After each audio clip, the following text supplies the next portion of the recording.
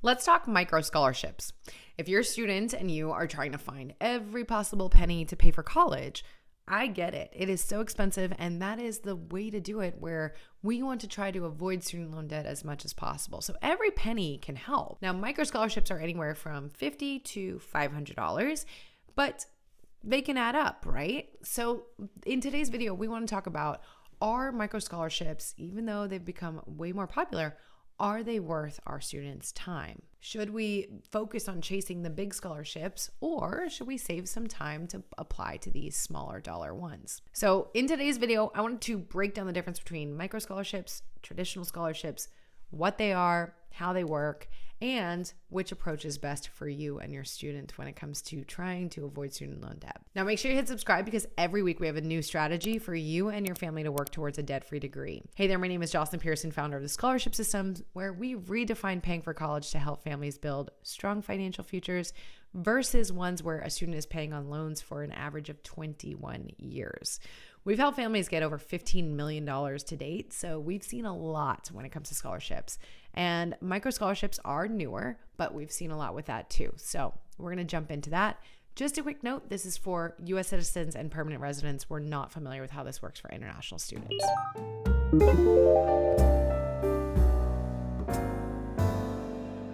So first, I want to define a traditional scholarship. So in the scholarship system, this is what we are all about. Traditional scholarships, these are monies that do not have to be paid back. Often they are anywhere from $500 and up. So $500, $1,000, all the way up to full tuition, right? We've heard of those stories where some student won $1 million bajillion dollars for college. So it can be anywhere in between there, right? And they can be highly competitive. They often require materials like essays, test scores, GPAs, extracurricular activities, maybe a resume, recommendation letter. There's lots of things that they can choose to require. They can be one-time awards, or they can be renewable, which means that once we win it, we receive it all 4 years while we're in college. And they can come from so many different sources. They can come from the universities themselves, as well as private organizations, corporations, banks, credit unions, you name it. Okay, this is exactly what we do, is show families where to find all this money. So actually, before I dive into what micro scholarships are, I do want to say that for finding these, I have a free 1-hour training you can check out at thescholarshipsystem.com/free webinar, or you can find the link in the description, or you can click on this video. It'll take you there.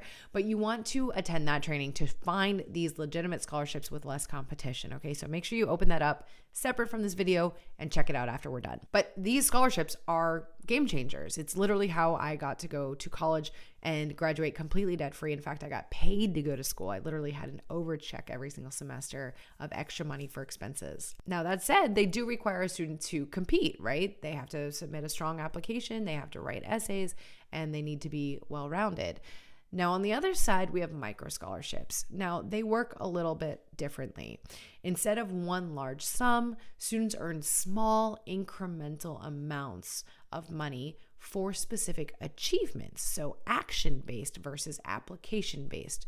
These can be anywhere from $50 up to $500, and that is per achievement. So many are tied to accomplishments like getting good grades or volunteering, maybe taking an AP course or having a leadership role, but it's actually doing the thing that results in the funds versus doing the things, writing about them, and then being selected for the funds. Most success stories that we found are through a platform called RaiseMe, and that's where students can build up awards over time. But that said, some are offered by individual businesses, organizations, or even social media contests.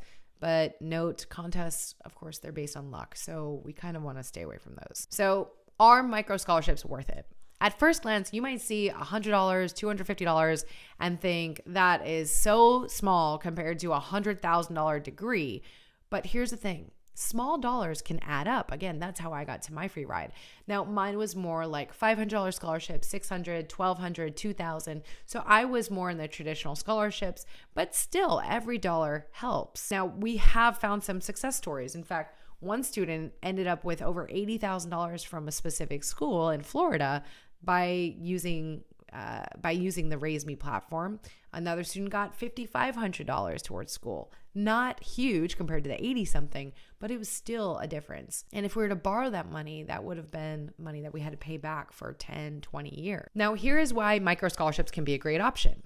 First, they can be easy to earn, right? So again, if they're based on a student actually doing something and it's something they're already doing, like taking a certain class or volunteering, then that's no skin off our back besides signing up for a platform and submitting whatever proof they require. There can be less competition. It's not necessarily based on competition since it's based more on activities and actions. So the chances of getting the money if we fill the requirements is great. Third, it can be great for motivation. Even just seeing that little $50 cha-ching, that can really motivate a student to keep going. It can also motivate a student to do the actions like get good grades or get involved in extracurricular activities. So this can really incentivize students to take the actions that they are paying for. And naturally, those actions are going to help them with traditional scholarships and with admissions and with job applications. So these are actions we want to incentivize no matter what anyway. We can also stack them with other aid. That's a great benefit. They don't interfere with traditional scholarships or financial aid. So students can use both. Now, that said, a con is that the chances of getting a complete ride this way, it's most likely not going to happen. Micro scholarships will not pay for an entire degree.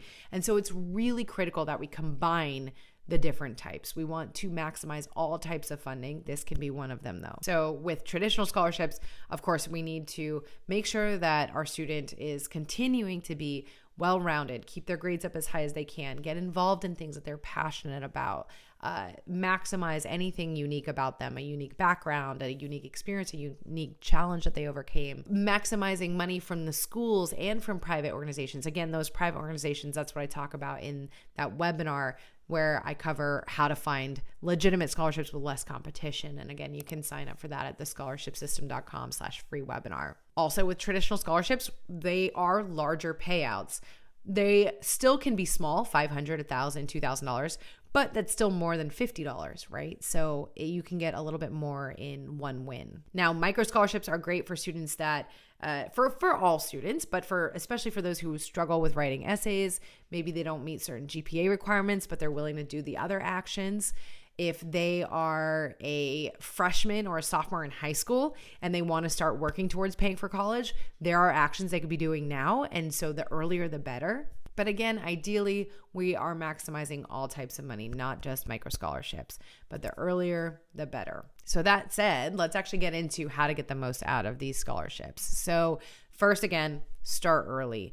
Micro scholarships can start as early as 9th grade, so freshman year in high school, meaning a student can accumulate money all 4 years of high school and maybe even beyond. Traditional scholarships, personally, I would love if every family started those by spring junior year, no later. But that said, there are scholarships that go all the way through senior year, through the summer, and into college years. My final check I cashed was on the way home from college graduation. I was applying all the way into my senior year in college, not high school, college. So it's never too late for either of these. Second, we can use scholarship platforms. Again, Raise Me is the common one for micro scholarships. I do have a YouTube video we just recently released with the 5 latest best scholarship websites. So you can click on that here. We'll also link to that in the description. Third is to stay organized. So creating some kind of scholarship tracker. We have a free app if you go to thescholarshipsystem.com/app, but making sure that we're watching deadlines, requirements, any kind of application status if they announce their winner. Many students and families miss out on money because they simply miss the deadline. So we want to avoid that. And then fourth, we want to apply for more than what we need. Okay. No one is a 100% success rate when it comes to applying. If they are, then I should be giving them my job because even I didn't do that, right? I wasted an entire year on scams. Once I really got it fine-tuned, I'd say I was getting to where I was nearly 50-50, but that was once I got to college and I really had a well-written essay that I could reuse. So that said, we need to submit more applications than if we assume that we win all of these, it'll cover the bill. Of course, obviously with micro scholarships, it's such small dollars. We're going to be doing a lot.